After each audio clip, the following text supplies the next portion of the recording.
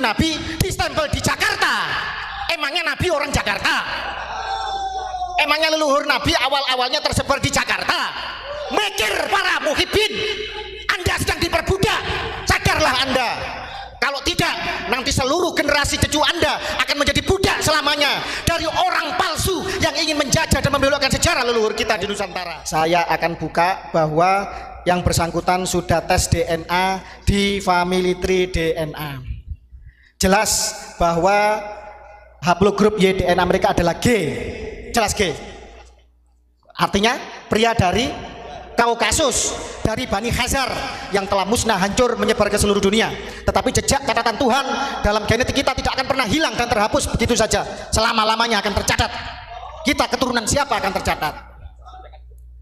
Yang pertama, ras Arabnya kurang dari 1%. Artinya mereka sama sekali bukan orang Arab. Gitu kok ngaku cucu Nabi. Arab saja bukan kok. Yen besuk Maryang eman yen wonten grahana ning sasi srengenge kembar liu. Lien pangalit gumlareng siti. Sawi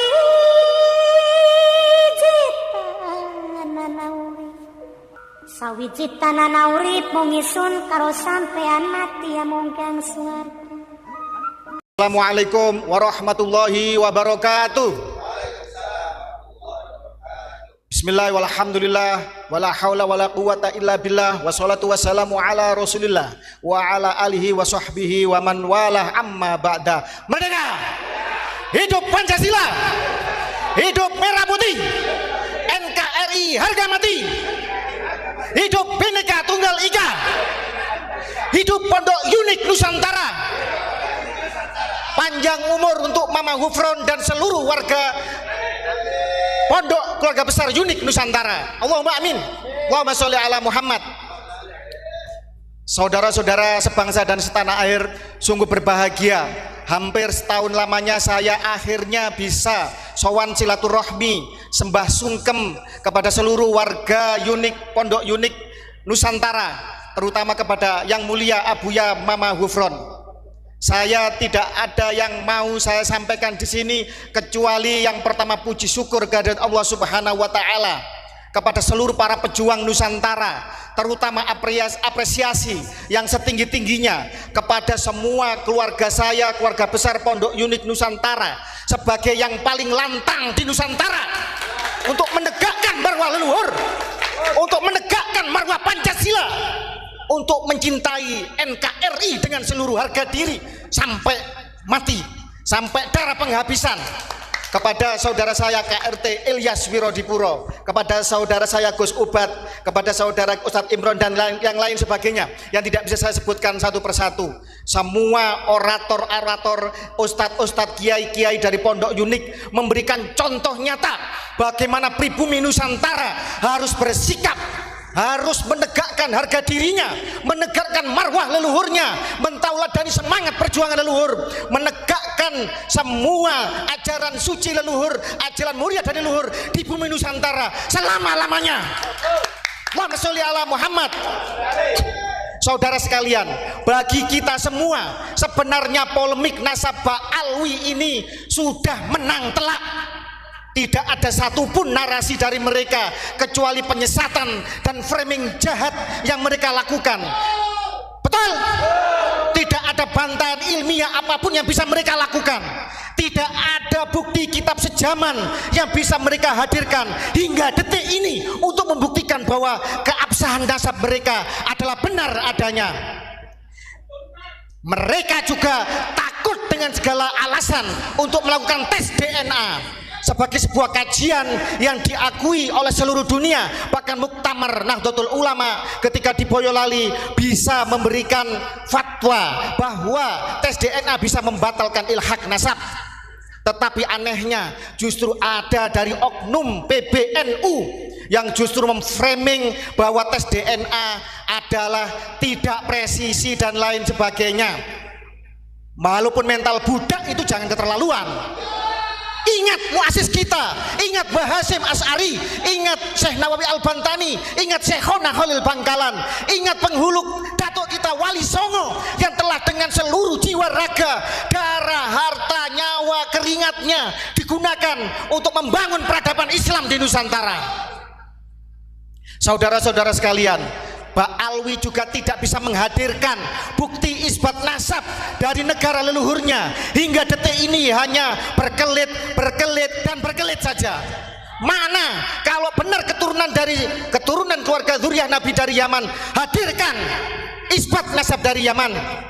Kalau benar bahwa Sayyid Ahmad bin Isa hijrah dari Irak ke Yaman, hadirkan isbat nasab dari Irak. Jangan ngaku cucu Nabi distempel di Jakarta. Emangnya Nabi orang Jakarta? Emangnya leluhur Nabi awal-awalnya tersebar di Jakarta? Mikir para muhibbin, Anda sedang diperbudak. Sadarlah Anda. Kalau tidak, nanti seluruh generasi cucu Anda akan menjadi budak selamanya dari orang palsu yang ingin menjajah dan membelokkan sejarah leluhur kita di Nusantara. Allahu Akbar. Saya datang ke sini sebenarnya mau bertanya, kenapa Mama Hufron, Abuya Mama Hufron yang kita cintai bersama sampai meminta maaf, padahal beliau sama sekali tidak bersalah apapun di dalam narasi di Nusantara ini. Itu yang mau saya tanyakan. Tetapi tadi Gus Ubat dan semua warga menyatakan, Gus, kami tidak pernah menganulir semua narasi kami karena kami yakin benar dan punya data dan bukti. Tetapi kami sadar bahwa kami telah membuat kegaduhan dan kami ingin membawa Nusantara menjadi damai kembali, untuk kembali diluruskan di dalam narasi yang sebenar-benarnya tentang pembelokan sejarah dan pengakuan palsu nasab Nabi di Nusantara ini. Saudara-saudara sekalian, mohon maaf, mohon izinnya saya akan bernarasi bahwa sebenarnya kalian semua warga bumi Nusantara ini sedang kena prank oleh Mama Hufron. Mama Hufron seorang pemimpin besar, seorang tokoh spiritualis yang rela menjadikan dirinya menjadi tumbal bagi Pancasila di Nusantara. Polemik nasab ini sudah berjalan lama, saudara-saudara, tetapi semua seolah tertutup hanya di media sosial saja. Siapa yang membaca tesisnya Kiai Imad? Siapa yang membaca tulisan kami tentang DNA bahwa mereka bukan keluarga Nabi tetapi dari keluarga Yahudi? Semua seolah ditutupi, seolah kemudian hanya menjadi kasak kusuk di tingkatan media sosial. Tetapi kemudian hadir Mama Hufron, Gus, kalau ini tidak ada gebrakan, tidak ada kontroversi, maka media mainstream, maka para petinggi negara tidak akan melek matanya, para muhibbin tidak akan sadar.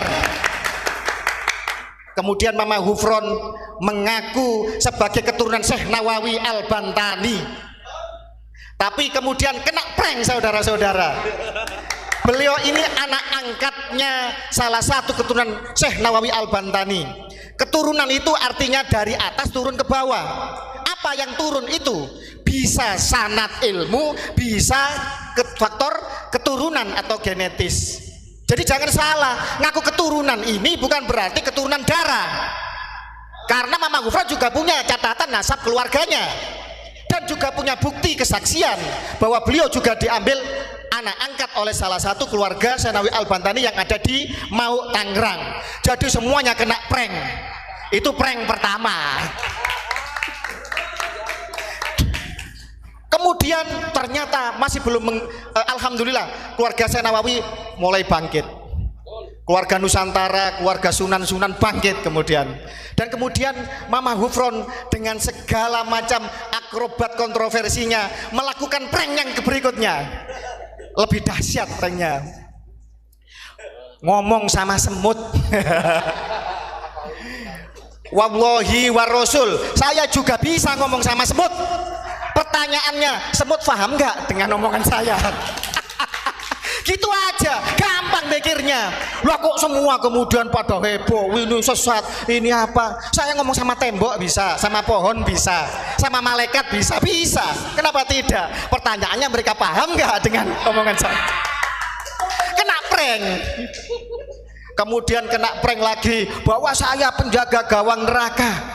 Ini kan bahasa kiasan, artinya berjuanglah. Saya mendoakan kalian semoga diampuni oleh Allah. Semoga perjuangan kalian kalau ikhlas benar-benar untuk untuk Nabi, kesucian Nabi, untuk menjaga marwah Nusantara, menjaga bangsa ini. Saya doakan semoga Allah mengampuni kalian. Itu artinya penjaga neraka, bukan penjaga gawang seolah-olah di dalam gawang terus ada bola. Mikir. Ya Allah, tapi nggak apa-apa lah. Memang bangsa ini suka yang halu-halu. Lihat itu film di bioskop itu. Kalau nggak horor ya film-film misteri di TV apa. Memang bangsa ini suka yang begitu-begitu. Dan Mama Hufron mendobrak itu, rela untuk menjadi lilin yang menerangi Nusantara walaupun dirinya harus leleh terbakar, dihujat, dicela oleh orang yang belum tentu jelas sumbangsihnya bagi negara ini.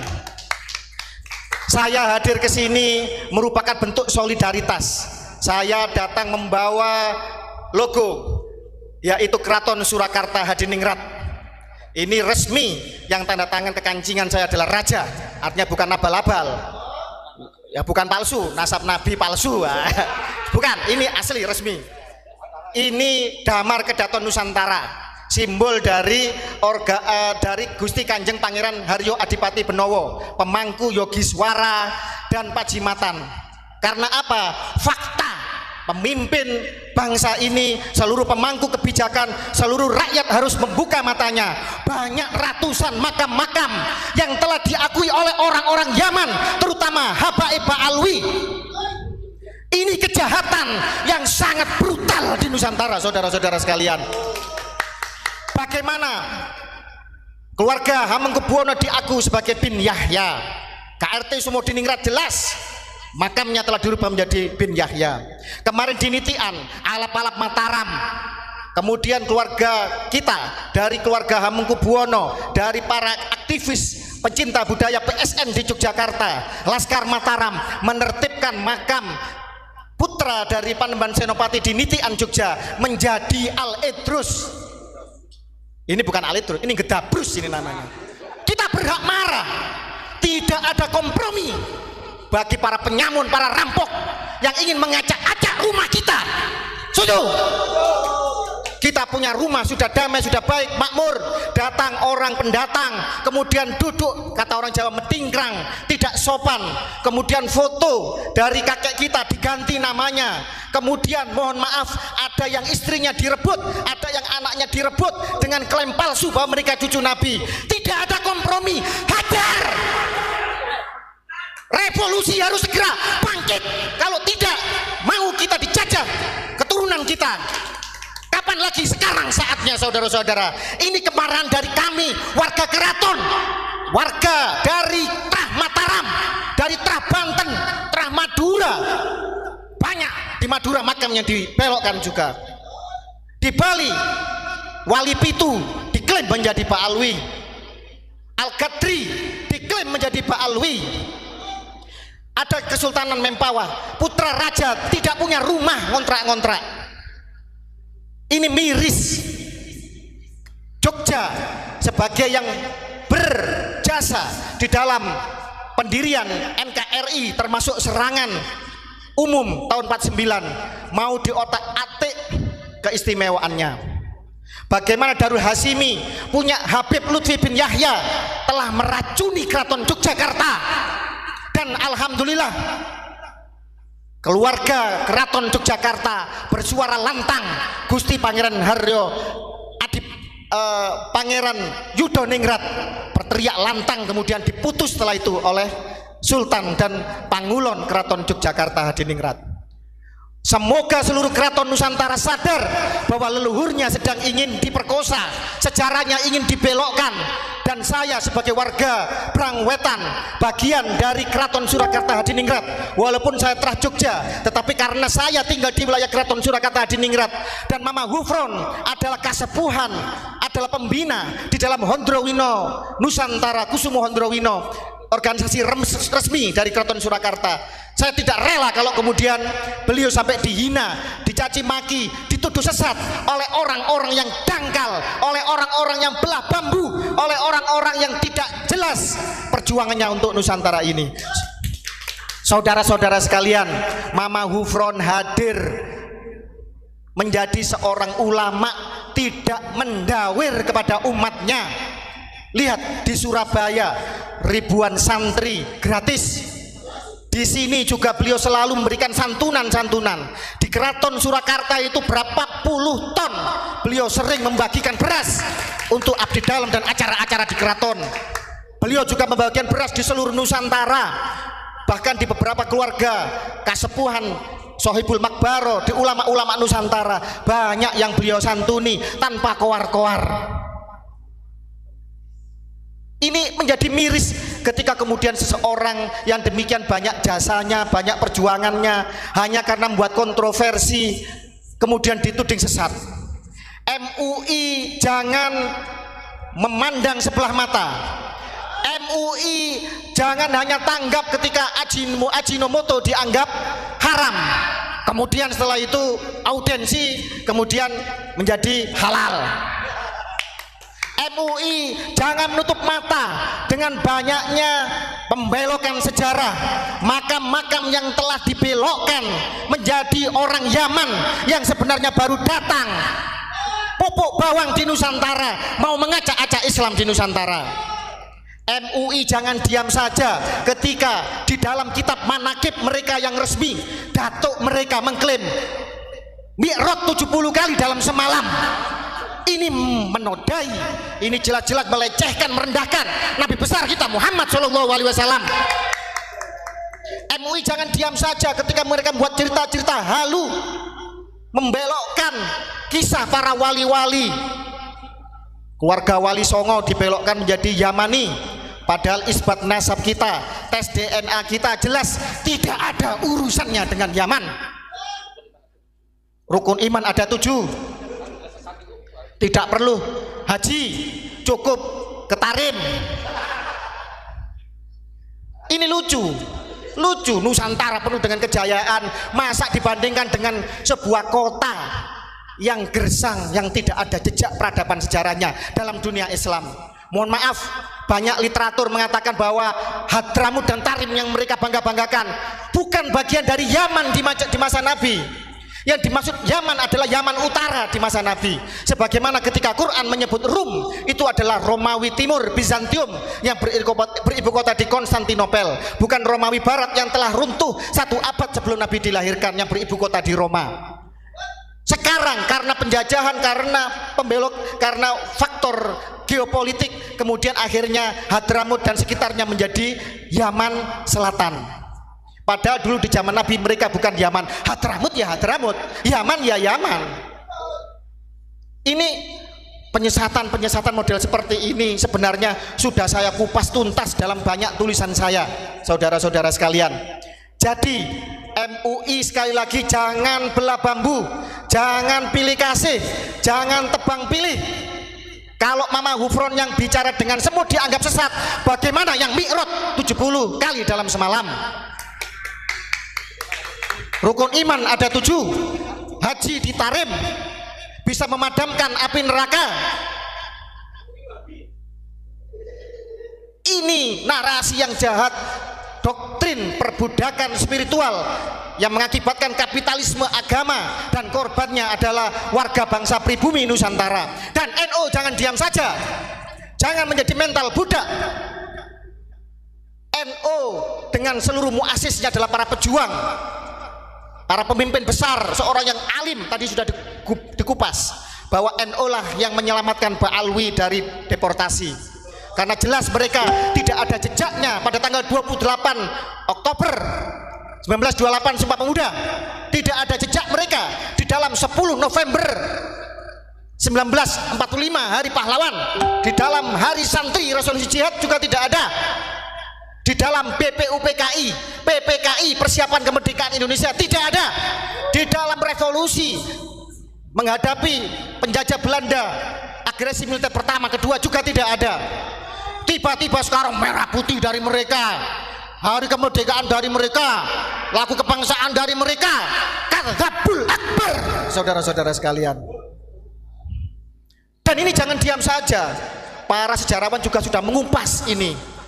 Jangan karena tersandera oleh kepentingan politik, jangan karena punya besan, punya guru dari kalangan mereka kemudian diam saja. Masalah nasab, klaim sebagai cucu Nabi tidak ada urusannya dengan ilmu dan makom.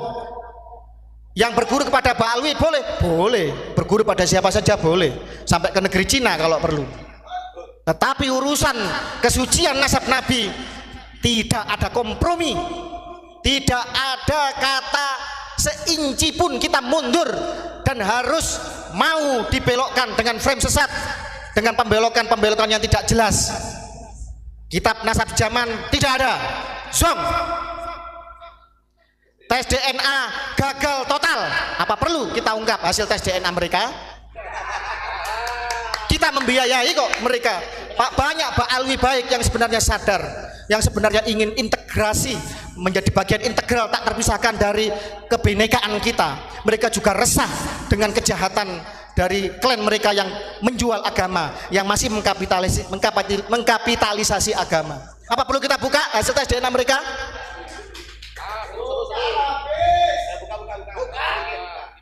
Yang ketiga, mana isbat mereka dari Yaman dan dari Irak?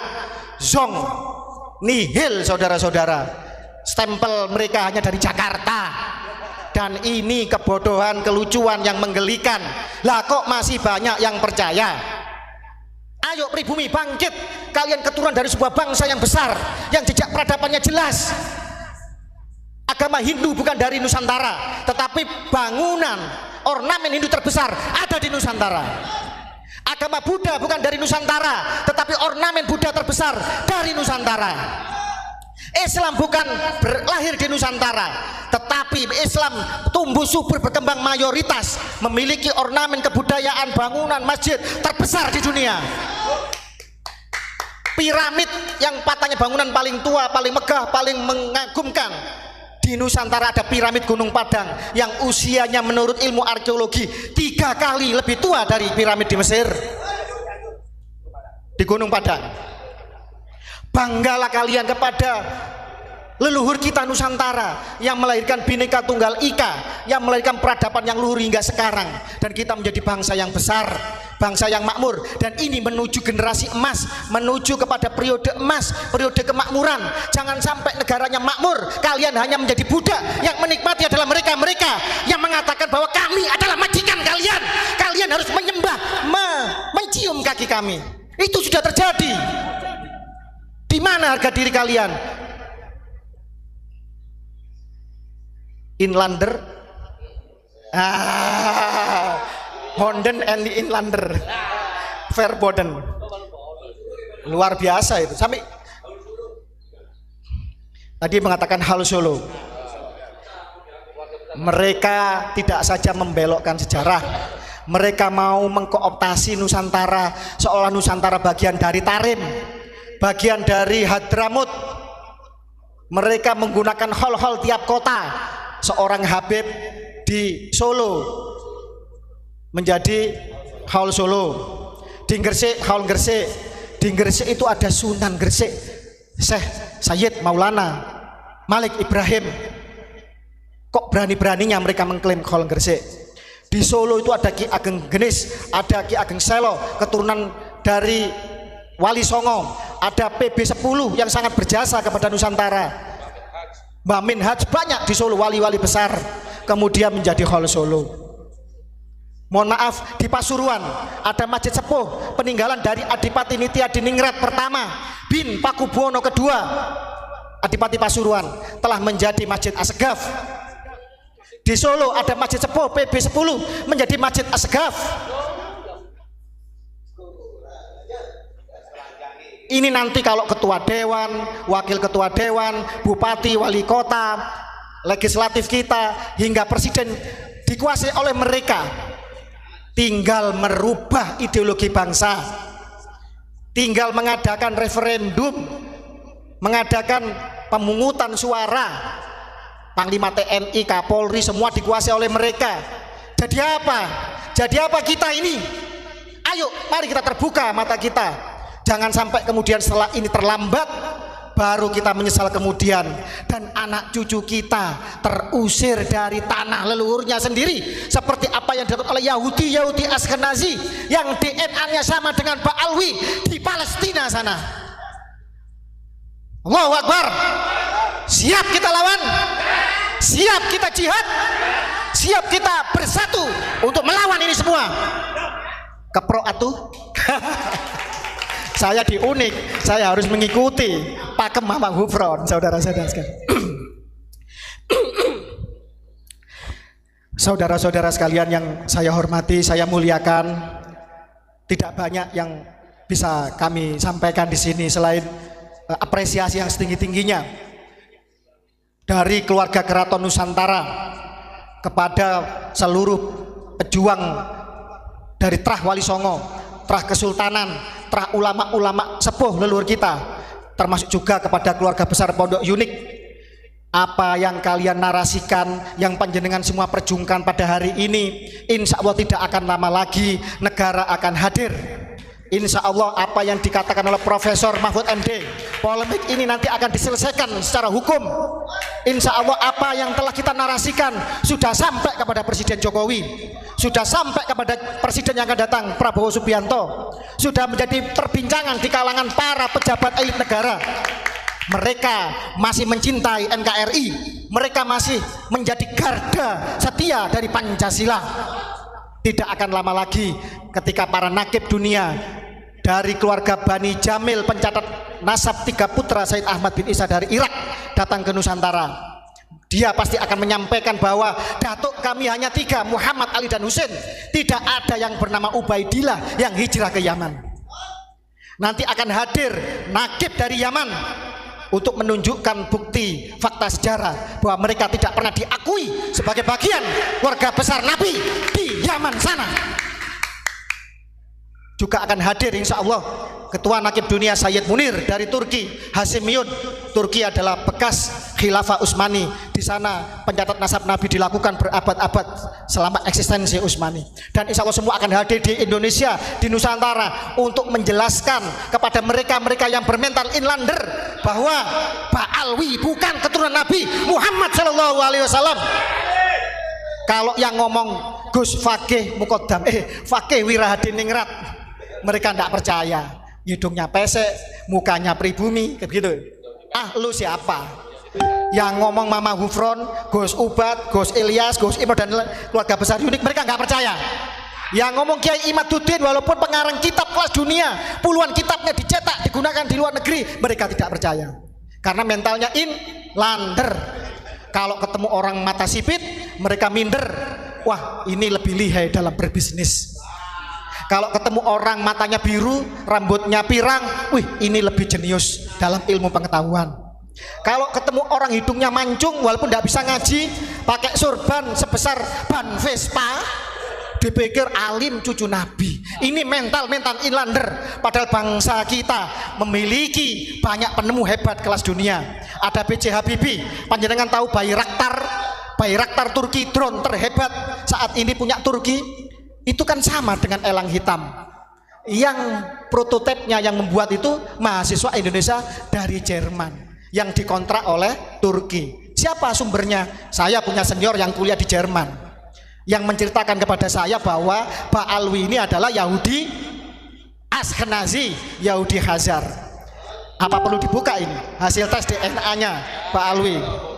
Mohon maaf, saya tidak akan mengatakan nama karena kita harus menghargai privasi, dan saya menghargai saudara saya tersebut dari Ba'alwi yang telah mau untuk tes DNA. Baik, saya akan buka bahwa yang bersangkutan sudah tes DNA di Family Tree DNA. Jelas bahwa haplogrup Y DNA mereka adalah G. Jelas G. Artinya pria dari Kaukasus, dari Bani Khazar yang telah musnah, hancur, menyebar ke seluruh dunia. Tetapi jejak catatan Tuhan dalam genetik kita tidak akan pernah hilang dan terhapus begitu saja. Selama-lamanya akan tercatat. Kita keturunan siapa akan tercatat. Yang pertama, ras Arabnya kurang dari 1%. Artinya mereka sama sekali bukan orang Arab. Gitu kok ngaku cucu Nabi. Arab saja bukan kok.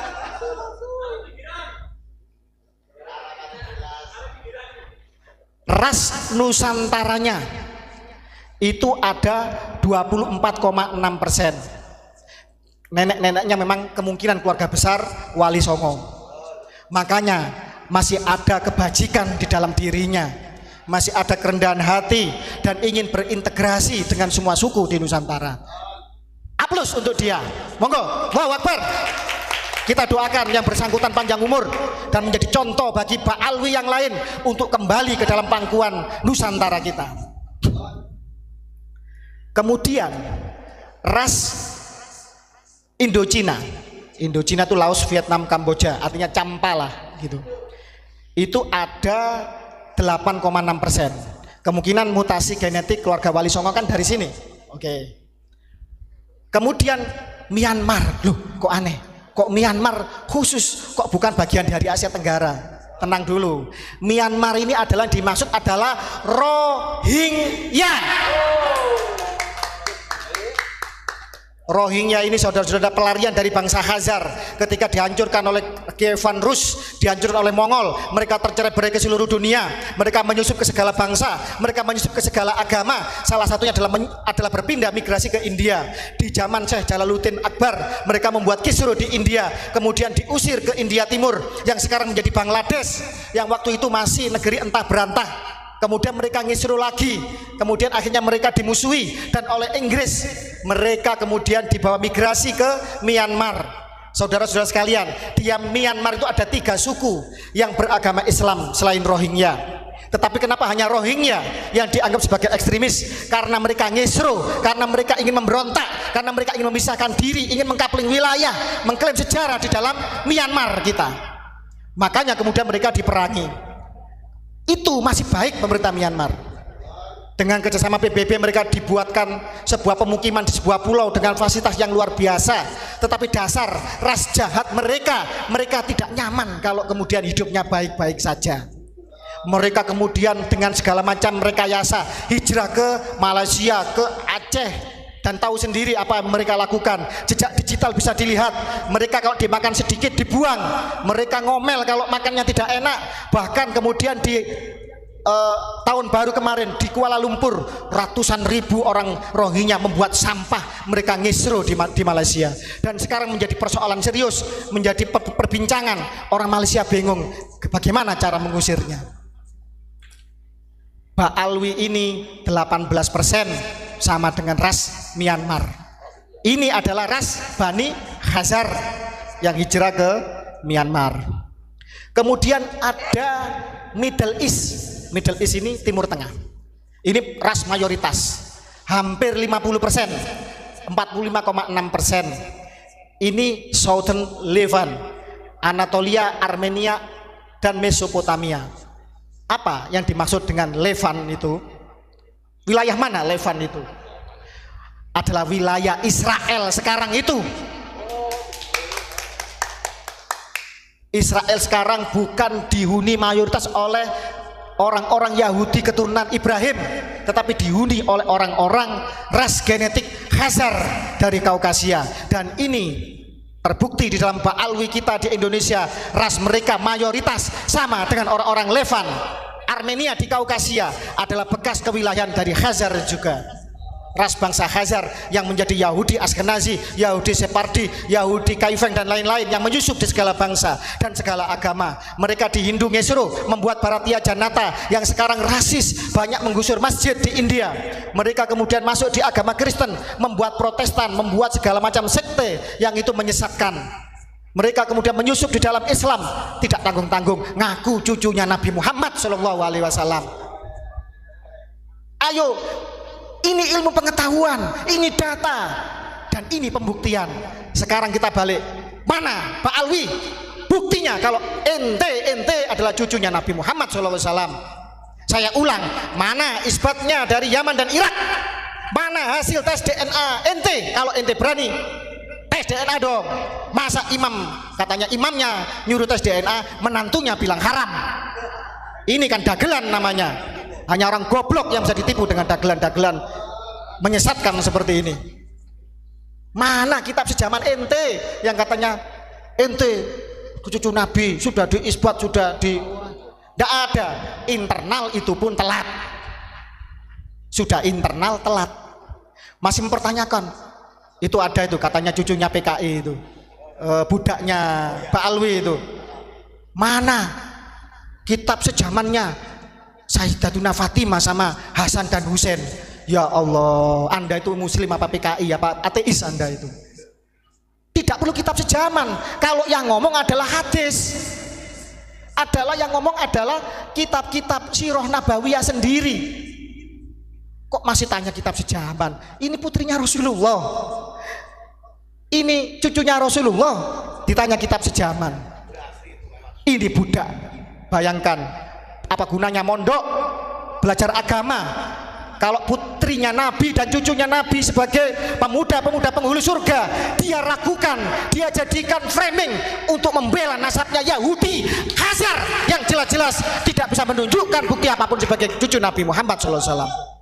Ayo terbuka mata kalian, ayo sadarlah sebelum nanti anak cucu kita hidup menjadi budak dan terusir dari tanah leluhurnya sendiri seperti orang-orang Palestina yang diusir oleh orang-orang Hazar yang mengaku sebagai keturunan Ibrahim padahal bukan. Mama Hufron patut kita apresiasi yang luar biasa. Beliau rela untuk tampil menjadi tumbal bagi Pancasila, tumbal bagi Nusantara, rela untuk dibully, dihujat, dicaci maki, untuk dijadikan framing lucu-lucuan oleh orang-orang generasi yang sebenarnya mereka ngajinya aja belum tentu bisa. Mama Hufron rela untuk kemudian mengorbankan dirinya agar semua orang mata melek bahwa apa yang beliau lakukan itu hanyalah prank saja, untuk membuka mata semua pihak bahwa ada kejahatan yang lebih brutal, lebih masif, terstruktur, terencana dan merusak peradaban yang dilakukan oleh Habaib Pak Alwi Yaman.